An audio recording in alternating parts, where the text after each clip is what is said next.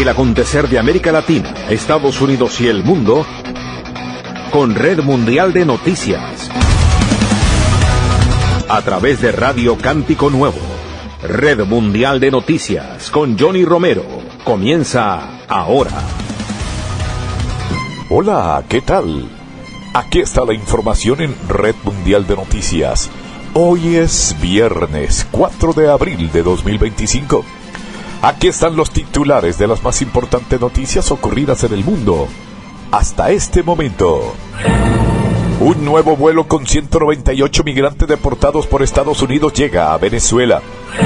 Luisa González afirma que Noboa está desesperado ofreciendo el oro y el moro en Ecuador. Petro anuncia que Colombia comprará aviones a la sueca SAP para reemplazar los cazas Kafir. Un tribunal de El Salvador declara en rebeldía a líderes comunitarios y ordena su captura.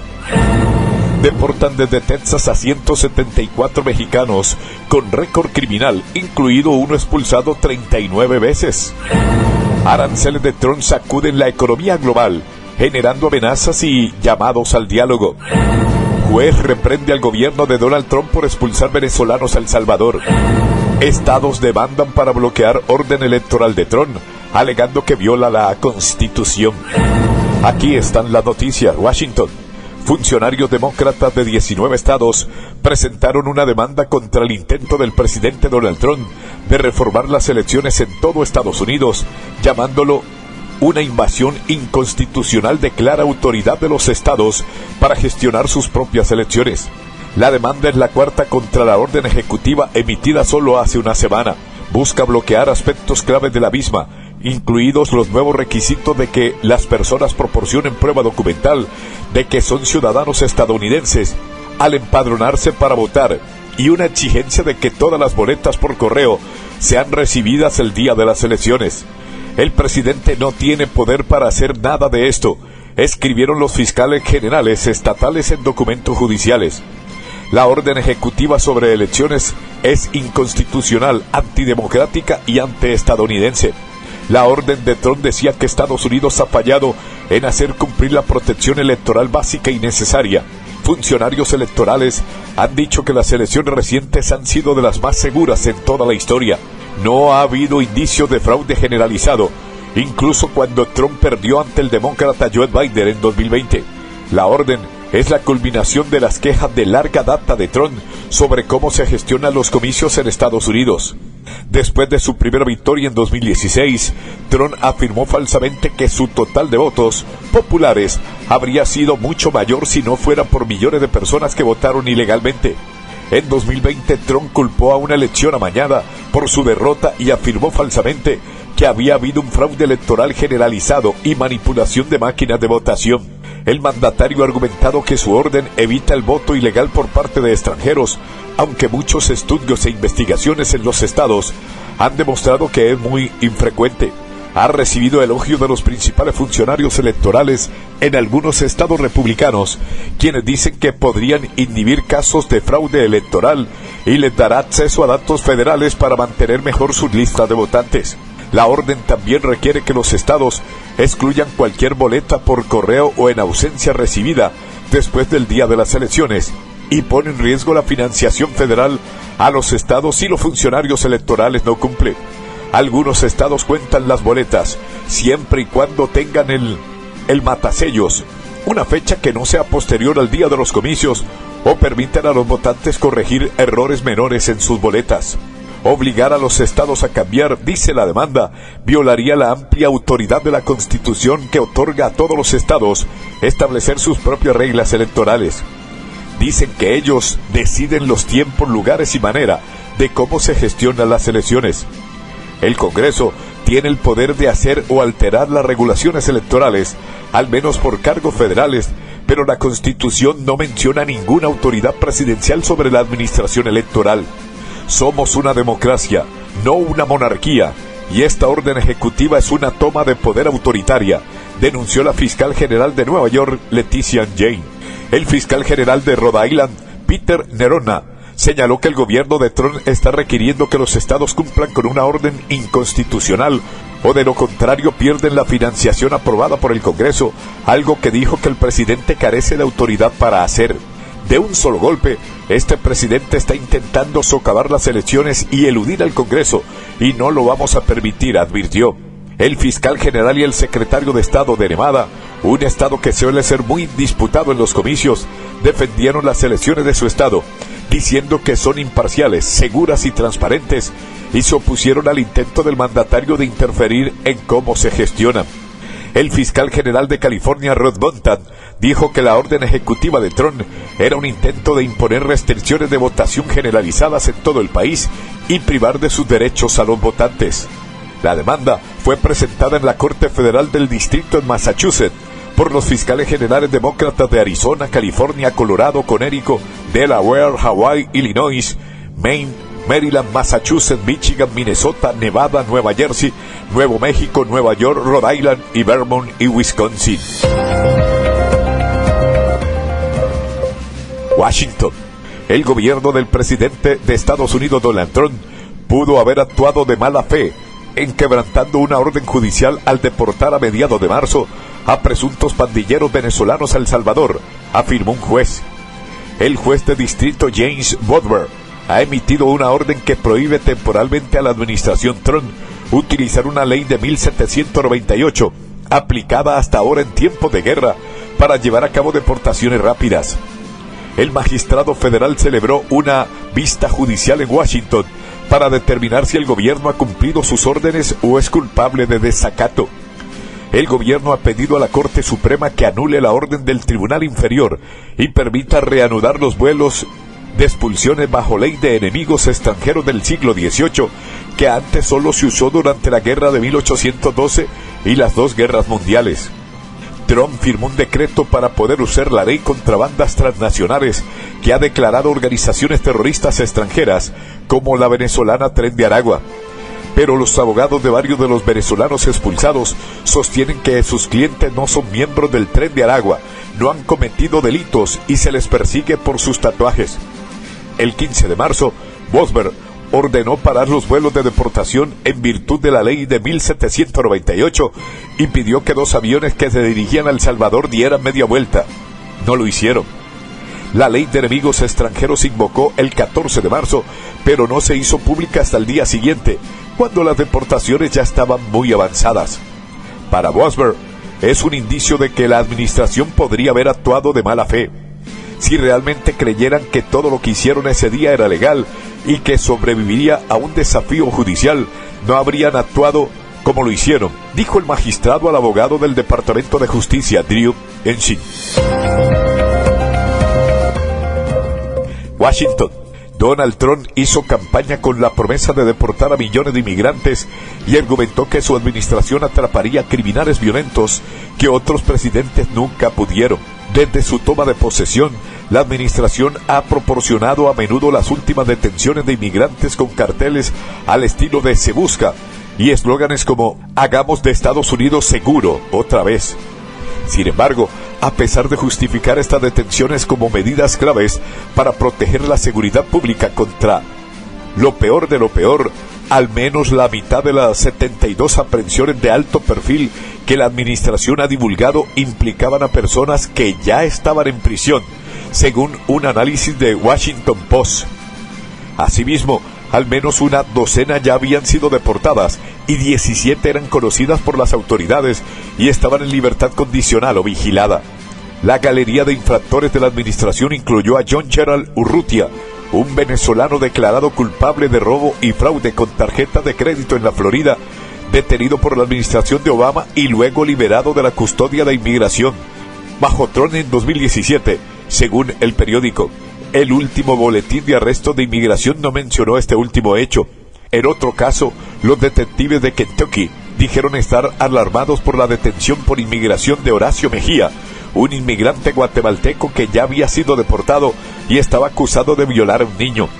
El Servicio de Control de Inmigración y Aduanas ICE de Tennessee se atribuyó el mérito de haber sacado a Mejía de sus calles, pero fue la policía local la que lo detuvo. y ahora temen que Mejía pueda ser deportado y volver después a Estados Unidos en lugar de enfrentarse a cargos. Frankfurt, Alemania. Los amplios aranceles nuevos del presidente estadounidense Donald Trump a las importaciones que efectúa Estados Unidos causaron conmoción en gobiernos e inversores de todo el mundo, provocando rápidamente amenazas de represalias y exhortaciones a negociar, mientras las industrias se movilizaban para enfrentarlos y las acciones bursátiles caían. China acusó a Washington de intimidación y la Unión Europea prometió aplicar contramedidas robustas.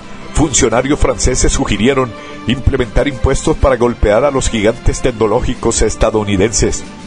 Sin embargo, el Reino Unido y Japón, entre otros, expresaron su esperanza de llegar a un acuerdo con Trump y se abstuvieron de hablar de represalias contra la mayor economía del mundo, temiendo que imponer sus propios aranceles a los productos estadounidenses solo empeorará las cosas. Trump impuso un gravamen del 34% a los productos de China, que se suma a un arancel previo del 20%, así como un arancel del 20% sobre la Unión Europea, de 24% sobre Japón y de 25% a Corea del Sur. El mandatario ha dicho que los impuestos a las importaciones, que van del 10% al 49%, son una forma de revertir el trato injusto que le han dado a Estados Unidos sus socios comerciales y atraer fábricas y empleos de regreso al país. Al partir rumbo a la Florida desde la Casa Blanca, adoptó un tono optimista. Creo que va muy bien todo. Los mercados van a estar en auge, las acciones van a estar en auge y el país va a estar en auge, declaró Trump. China, un exportador clave a Estados Unidos de todo, desde ropa hasta utensilios de cocina, ya ha anunciado una serie de medidas de represalia que se prevé hagan aumentar los precios para los consumidores estadounidenses. En las guerras comerciales y las guerras de aranceles no hay ganadores, declaró Guo Jiakun, portavoz del Ministerio de Relaciones Exteriores chino. Está claro para todos que cada vez países se oponen a las acciones de intimidación unilateral de Estados Unidos. El presidente francés Emmanuel Macron se reunió con representantes de sectores comerciales claves afectados por los aranceles, como los de los vinos y los licores, cosméticos y aeronaves, después de instar a las empresas a suspender todas sus inversiones en Estados Unidos. Ciudad de México. México acumula un portafolio de inversión privadas de $298.061 millones este 2025, a pesar de la incertidumbre causada por los aranceles de Estados Unidos, reveló la presidenta mexicana Claudia Sheinbaum.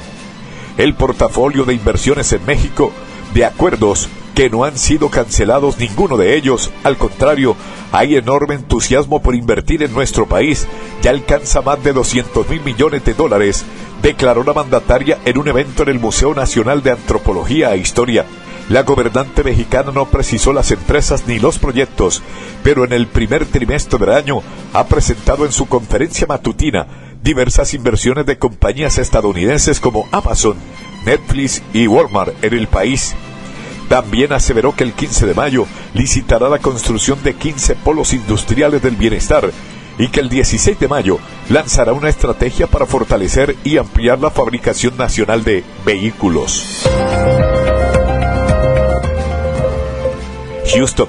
La oficina del Servicio de Control de Inmigración y Aduanas ICE de Houston, Texas, deportó en las últimas semanas de marzo a 174 mexicanos con récord criminal, entre los que se encuentra un inmigrante que había sido expulsado de Estados Unidos 39 veces, informó la agencia federal.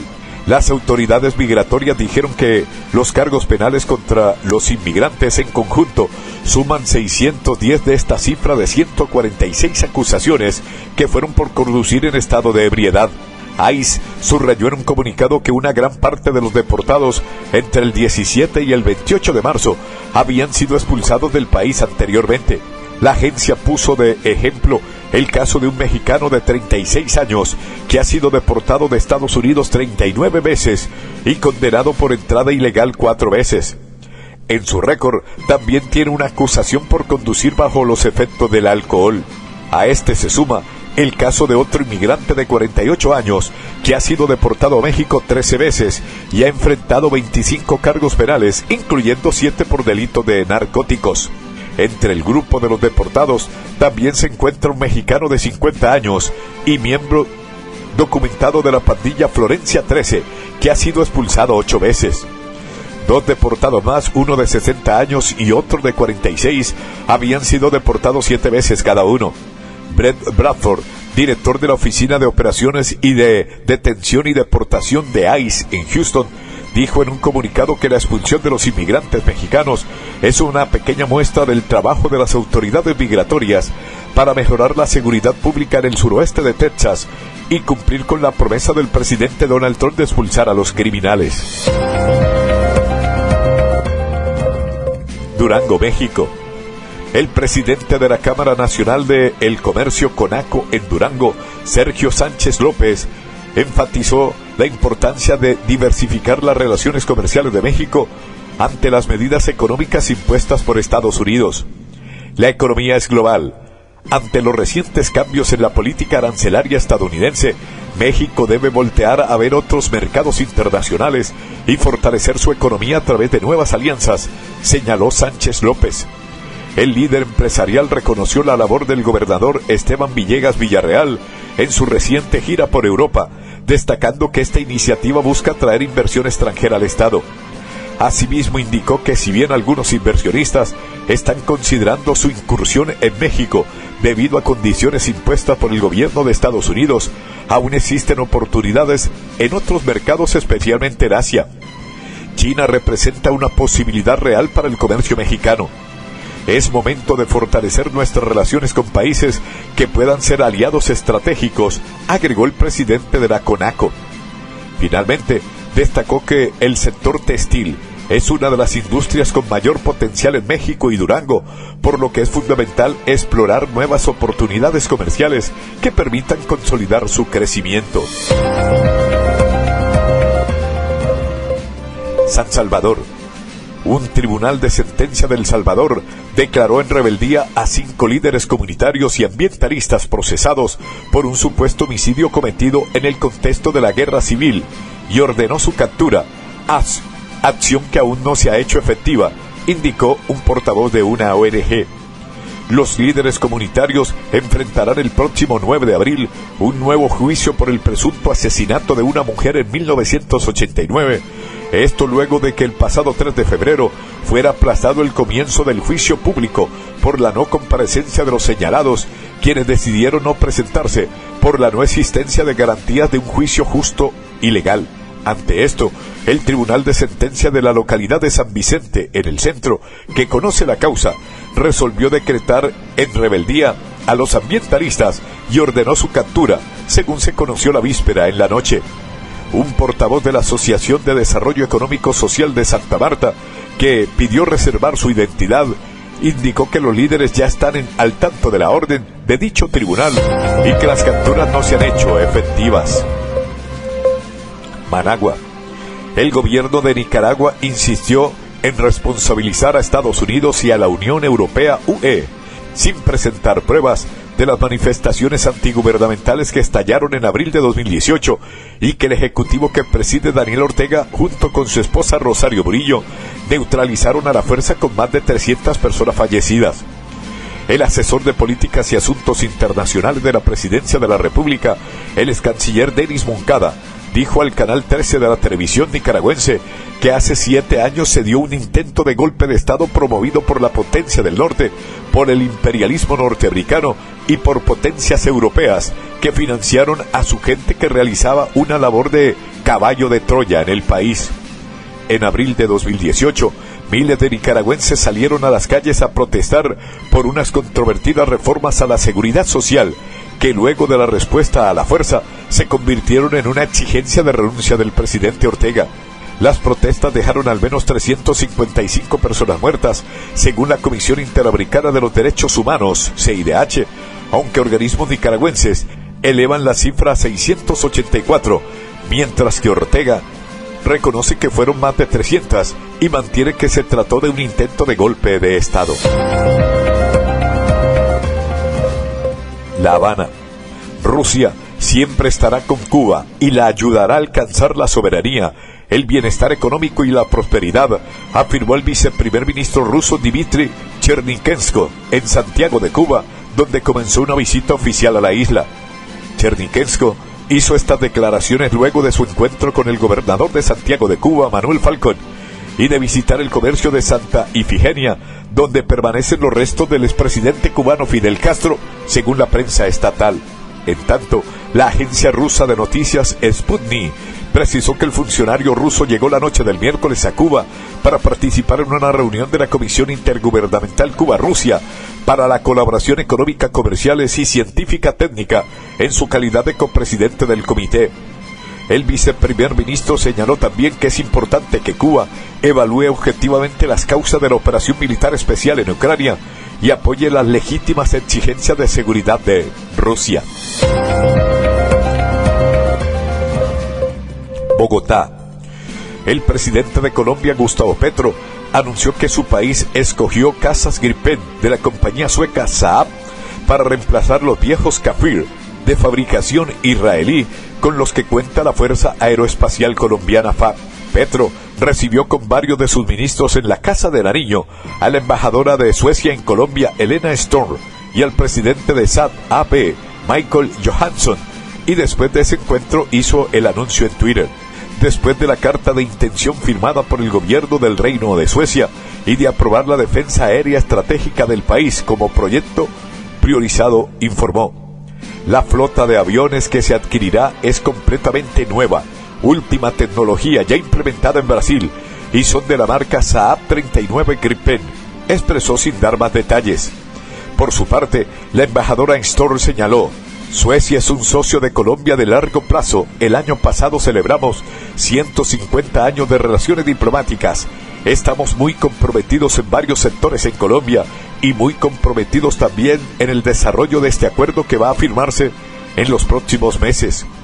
Entre las opciones para renovar la flota de cazas de la FAB están los F-16 de la estadounidense Lockheed Martin y los de Saúl Rafale de Francia, pero Colombia optó por los Gripen de Saab, al igual que hizo Brasil hace unos años. Bogotá. La policía de Colombia informó que incautó 49 toneladas de coltán y estaño extraídos por rebeldes disidentes de la FARC en una región selvática fronteriza con Venezuela cuando estaban a punto de ser enviadas a China. Este es el informe. 49 toneladas de coltán y estaño extraídas por rebeldes disidentes de las FARC en una región selvática fronteriza con Venezuela fueron incautadas por la policía de Colombia. El cargamento, que estaba a punto de ser enviado a China, fue interceptado en la ciudad de Villavicencio como parte de la operación Uranio. Se realiza una labor preventiva a través de puestos de control, donde se logra 49 toneladas incautadas de coltán, 6 personas capturadas. Es así que de manera continua y constante se están realizando diferentes actividades preventivas en los diferentes departamentos del país, donde se evidencia esa explotación ilícita de yacimientos mineros, no solamente de oro, sino también de esmeraldas y de coltán o arena negra. La demanda global de coltán se ha disparado porque de este se obtiene tantalio, un metal utilizado para la fabricación de celulares, computadores e incluso armas. El cargamento de las conocidas como arenas negras es producto de la minería ilegal en Guainía y Bichada, dos departamentos selváticos casi deshabitados de enorme biodiversidad que limitan con Venezuela. A través de instrumentalización a poblaciones indígenas, donde se está pagando un kilo de este mineral aproximadamente en 30.000 pesos. Ya una vez este mineral llega a Bogotá, el valor oscila entre los 90.000 a 100.000 pesos, y luego que es exportado a diferentes países asiáticos, europeos, ya el valor de este mineral por kilo se incrementa casi a un 200%. Las autoridades colombianas valoraron el cargamento incautado en 1,2 millones de dólares. El rastreo al trabajo ilegal del coltán en el país cuenta con el apoyo de la Oficina Estadounidense de Investigaciones de Seguridad Nacional, que ahora busca establecer cuáles otros países compran estos cargamentos ilegales, según el Ministerio de Defensa. Quito. La candidata del correísmo a la presidencia del Ecuador, Luisa González, se metió en el barro al recorrer una de las zonas afectadas por las recientes inundaciones acontecidas en el país y afirmó que su rival, el actual presidente y candidato a la reelección Daniel Noboa, está desesperado, ofreciendo el oro y el moro. González criticó así la batería de bonos y ayudas económicas que Noboa ha puesto en marcha en las semanas previas a la segunda vuelta de las elecciones presidenciales y aseveró que, aunque ahora entreguen estas subvenciones, luego mienten y no cumplen. Este es un tiempo de cambio, donde vamos a cambiar esta triste realidad de un futuro digno por nuestra gente, dijo la candidata de Revolución Ciudadana, RC, el partido que tiene como líder al expresidente Rafael Correa, durante uno de sus discursos realizado ayer. La abogada recorrió su provincia natal de Manabí, en la costa central del Ecuador, donde visitó las ciudades de Chone y Portoviejo, mantuvo un encuentro con jóvenes influencers de la zona y visitó uno de los poblados que todavía sigue inundado por las persistentes lluvias que caen desde inicio del año en el país. Tenemos un gobierno que usa el poder para perseguir a quienes no están en contra de ellos y logramos algo que jamás pensaban que no íbamos a lograr: la unidad, señaló González, en referencia al pacto firmado con dirigentes del movimiento indígena, cuyo candidato presidencial Leonidas Issa obtuvo más de 500 000 de votos en la primera vuelta, que se vislumbraban decisivos para decidir al ganador de este balotaje. Caracas.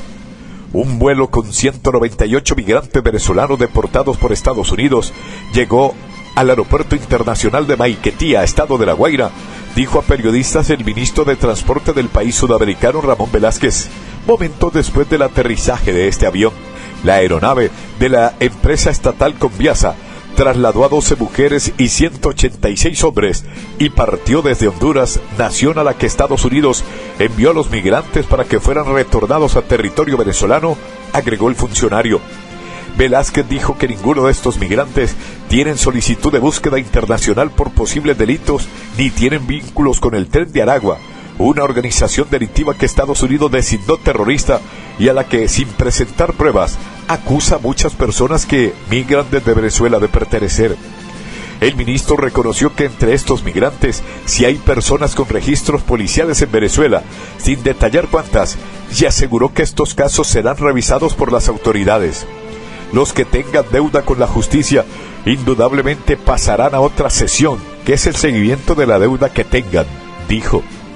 Amigos oyentes, por el día de hoy llegamos al final de Red Mundial de Noticias. Mi amigo personal Federico Santiago y Johnny Romero les acompañamos. Les invitamos el próximo lunes a nuestra emisión diaria de noticias. Feliz fin de semana para todos. Hasta pronto. Bye.